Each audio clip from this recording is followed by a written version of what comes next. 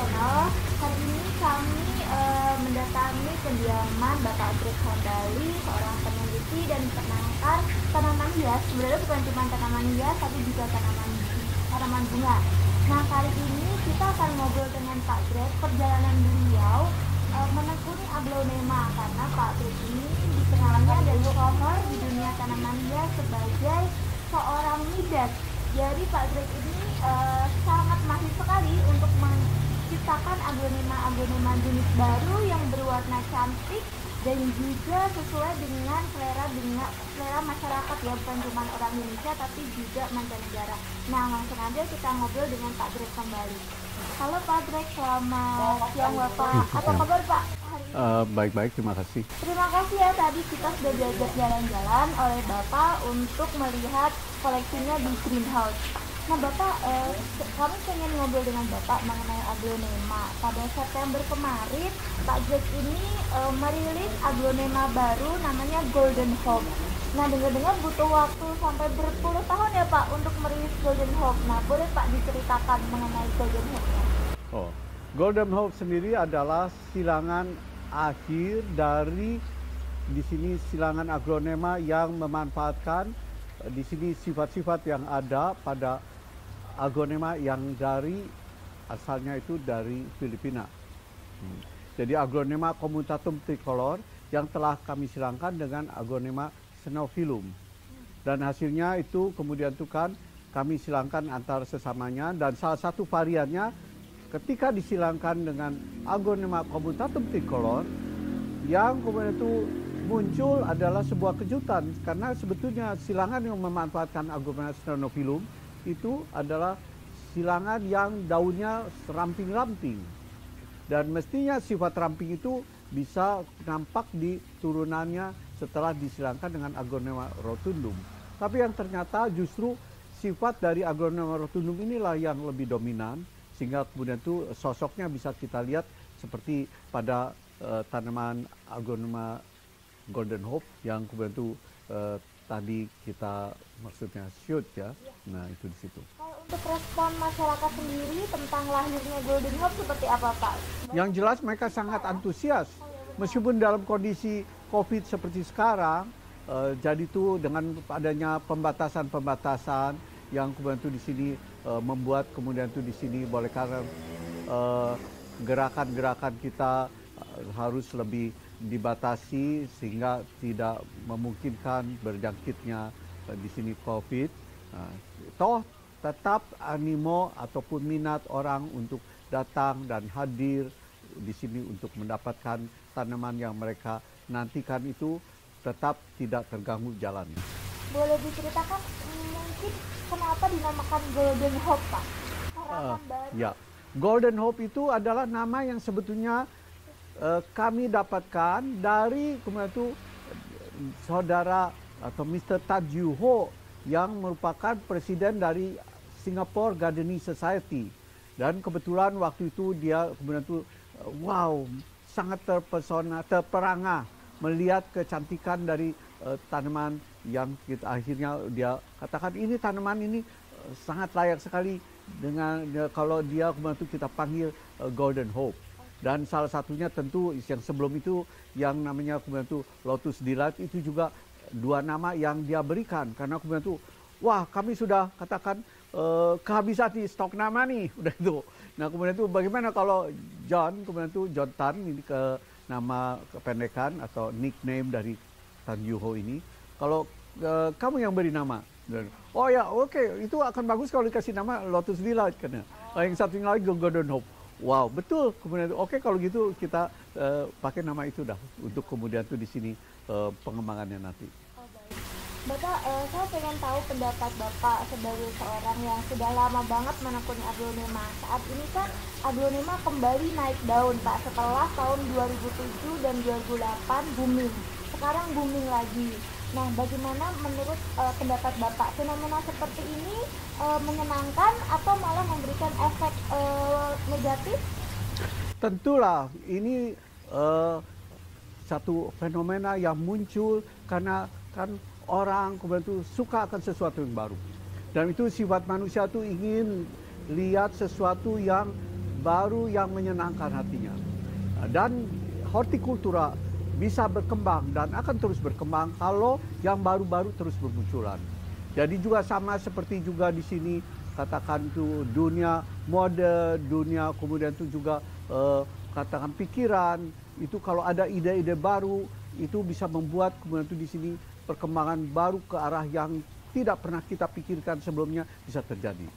Nah, jadi inilah yang kemudian itu kita saksikan sekarang ini, bahwa kemudian itu ada gerakan-gerakan untuk kemudian itu di sini mengembangkan tanaman hias ke arah yang memang di sini lebih mudah dibawa-bawa, ukurannya jadi tidak terlalu besar.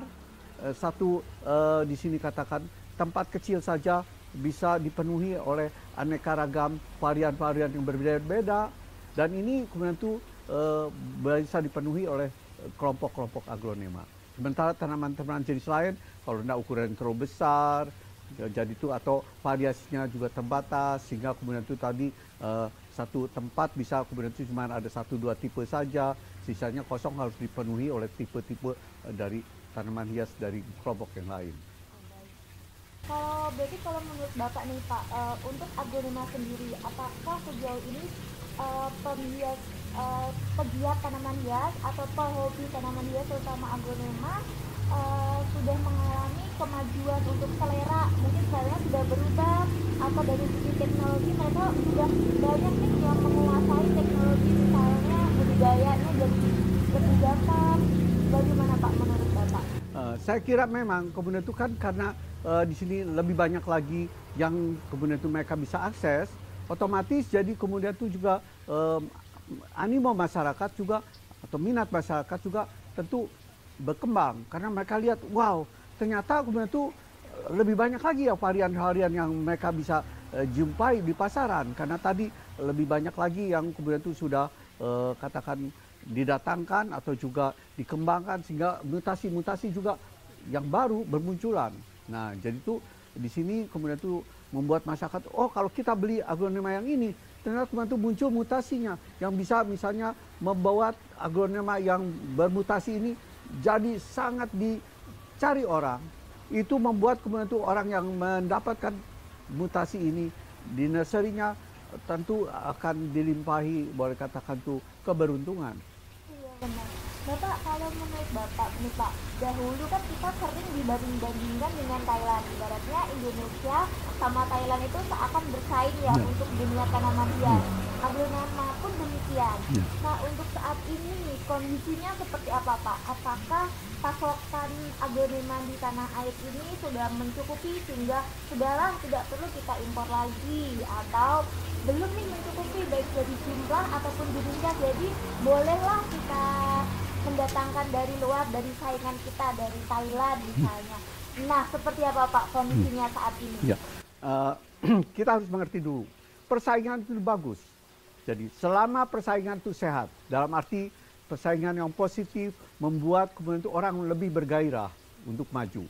Tapi kalau kemudian itu tak ada persaingan, orang cenderung untuk kemudian adem ayem. Nah, tapi kalau ada persaingan, orang akan bangun lebih pagi, tidur lebih malam, lebih larut, kemudian itu juga berpikir lebih, kemudian itu di sini cerdas, kemudian itu juga boleh katakan tuh bekerja lebih efektif dan lebih efisien. Nah, tanpa persaingan orang tadi akan kemudian itu tadi bukan bermalas-malasan, tapi misalnya akan kemudian itu terlalu rileks. Nggak apa-apa, jalan seperti siput juga toh akan nyampe. Apalagi kemudian ada kata-kata lagi, ungkapan biar lambat asal selamat.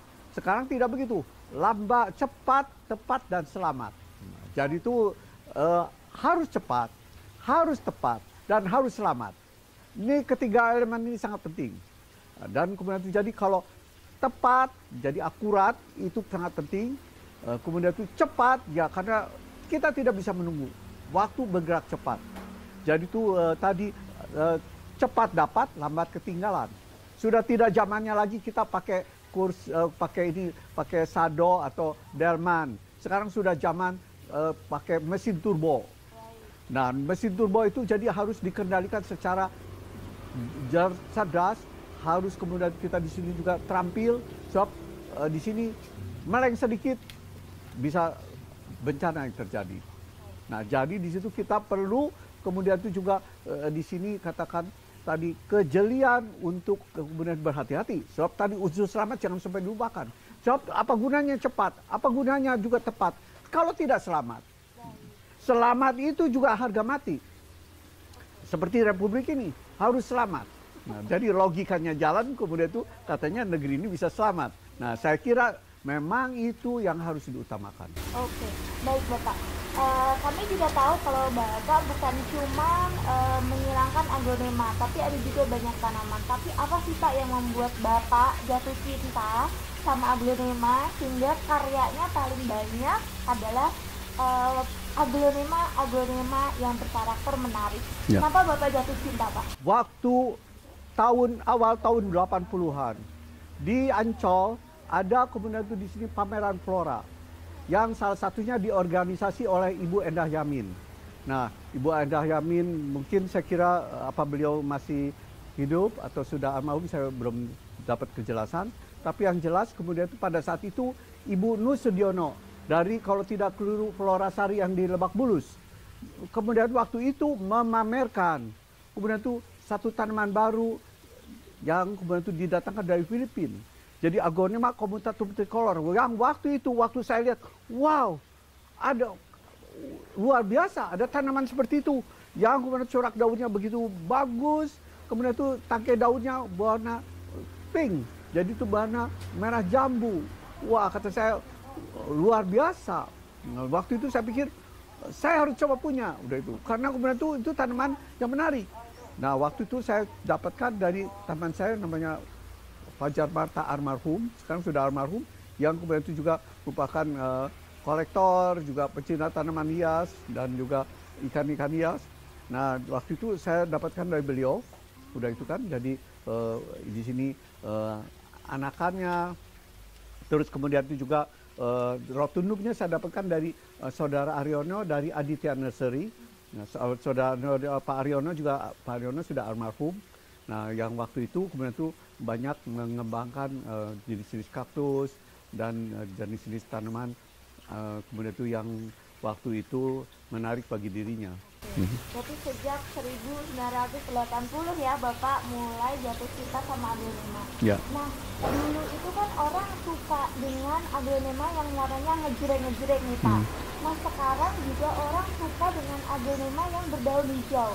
Bahkan nih saya di catatan saya ya Pak, ada pelaku tanaman hias di daerah Bogor itu bisa mengekspor aglonema pictum tricolor yang warnanya hijau ya Pak. Harga jualnya itu mencapai $30 per tanaman atau 420.000. Nah, menurut Bapak nih, apakah terjadi pergeseran selera? Dulu sukanya ngejreng-ngejreng, sekarang sukanya yang hijau-hijau juga disuka. Nah, sebetulnya tidak juga, sebab kemudian aglonema pictum sejak lampau juga itu merupakan aglonema yang diminati orang. Nama Sri Rejeki sebetulnya justru itu disandang oleh aglonema pictum. Jadi Sri Rejeki yang kemudian itu di sini kita kenal sebetulnya itu berasal dari aglonema pictum yang waktu itu variannya yang merupakan hijau kelabu. Dan aglonema pictum itu meskipun memang dia aglonema hijau-hijau, tapi itu memiliki keunikan sendiri. Kenapa? Tumbuhnya yang tegak dan berumpun, dan kemudian itu komposisi daunnya yang kemudian itu di sini seimbang, itu merupakan daya tarik sendiri. Dan itu memang memukau. Kemudian saya sendiri sudah pada saat yang lampau berusaha untuk menghilangkan aglonema pictum dengan kemudian itu rotundum, tapi yang kemudian itu terjadi adalah silangan-silangan itu lemah. Kemudian itu juga sosoknya tidak begitu bagus, meskipun sebetulnya ada juga kombinasi yang bagus yang kemudian itu dulu pernah dibuat atau dikembangkan, ya silangannya itu dibuat oleh Bapak Sukasdi, Pak Sukasdi almarhum, yang dulu pernah menjabat sebagai kepala kebun raya di Bogor, dan kemudian itu bekerja sebagai di sini salah satu staf dari kebun bibit di Brastagi. Nah, dan beliau pada saat itu mendapatkan akses untuk di sini mengumpulkan aglonema rotundum yang dikirim ke Jawa waktu itu. Jadi Pak Sukasdi lah yang sebetulnya salah satu yang berjasa untuk membawa keluar banyak varian-varian aglonema rotundum dari Sumatera. Cuma mungkin karena kesibukan beliau kemudian tidak sampai di sini berkesempatan untuk mengeksplor atau memanfaatkan secara maksimal keragaman dari rotundum yang beliau ambil dari atau bawa dari Sumatera. Karena mungkin kesibukannya sebagai di sini katakan kepala nursery, waktu dia ini Sukasdi bekerja pada Oliver Nursery kepunyaan Pak Gunadi yang terletak di Ciawi. Dan juga beliau sebelum kemudian bekerja di Pak Gunadi ya pernah juga bekerja di nursery Bapak Sudadi ya almarhum yang kemudian itu memiliki waktu itu Anggun Ayu Nursery yang letaknya di Sawangan.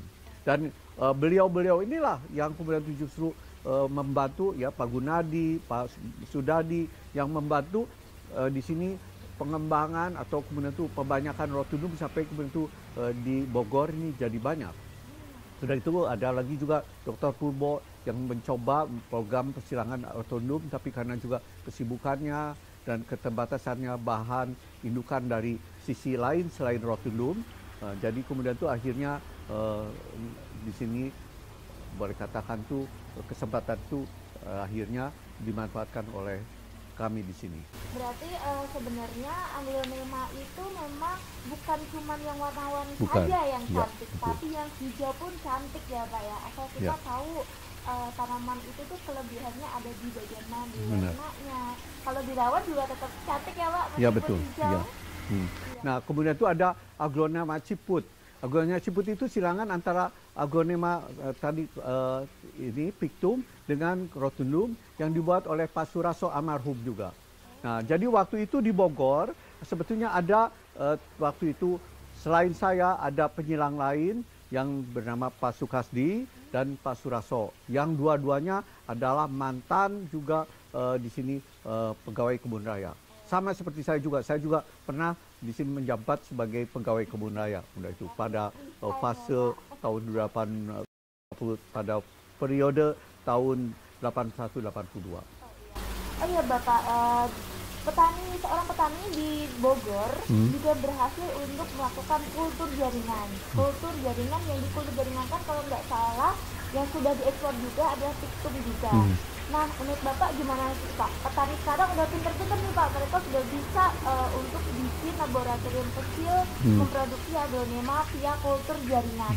Bagaimana Pak? Menurut saya itu satu hal yang mesti diapresiasi. Malah kebetulan sebetulnya kita sudah jauh ketinggalan.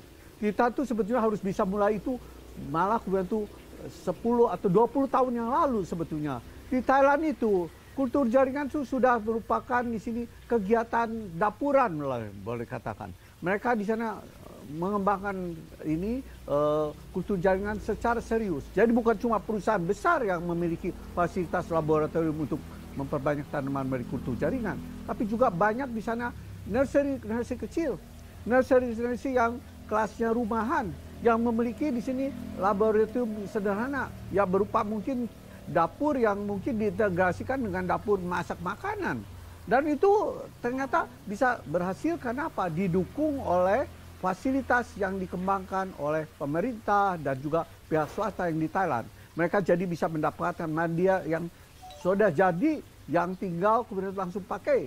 Jadi itu begitu majunya kemudian itu dan berkembangnya upaya kemudian itu kultur jaringan sehingga semua katakan peralatan, keperluan itu sudah kemudian itu boleh kata tinggal langsung didapatkan dari pasar atau kita tinggal langsung ke di sini tempat-tempat penjualan tanaman atau pasar tanaman seperti Catucak ya yang ada di sana Meluang itu bisa kita dapatkan di sini media yang kemudian itu bisa langsung kita pakai yang kesetiaannya sudah terjamin dan kemudian itu di sini juga peralatan kemudian itu kultur jaringan, shaker dan sebagainya kemudian itu kan kemudian itu boleh katakan laminar flow itu sudah kemudian itu bisa didapatkan dengan harga terjangkau.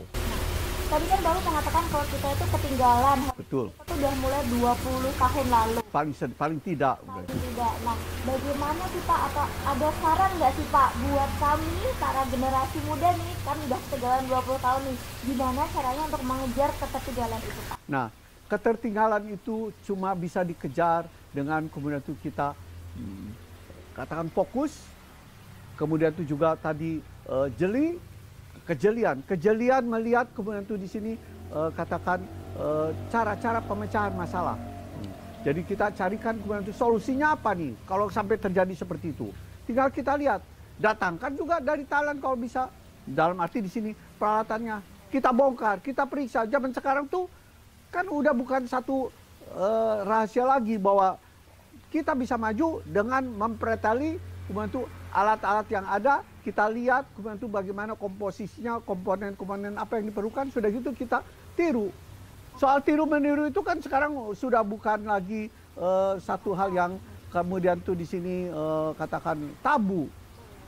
Kan orang meniru gerak ini, meniru gerak itu, selama itu tidak dilindungi oleh hak paten, atau juga selama hak patennya telah usai, sudah kadaluarsa, sudah berlalu, itu kemudian itu kan kita diberikan kemungkinan untuk di sini menghasilkan produk yang sama.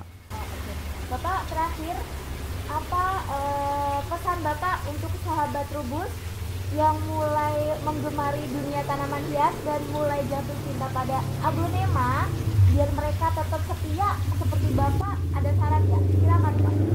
Ya, kemudian itu kan tadi saya katakan kemudian itu tadi kemudian itu kan kalau kemudian itu kita berguru ke parang ajar, bagai bunga kembang tak jadi. Nah, tapi kemudian itu kita tentu kemudian itu tadi harus selalu kemudian itu coba mencari.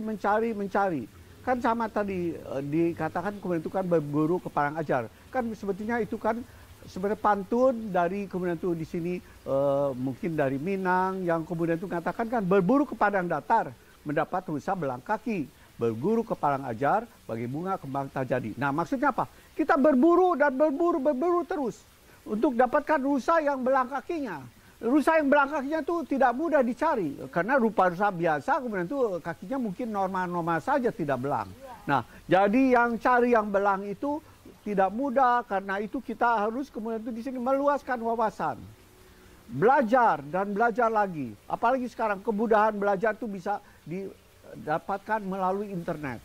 Dan dengan tadi secepat kemudian kilat. Nah, itu satu hal yang kita harus garap habis-habisan.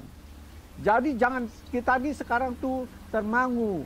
Boleh kita tuh di sini melamun, berkhayal. Selama itu dalam batas-batas yang membuat kita ini jadi lebih maju.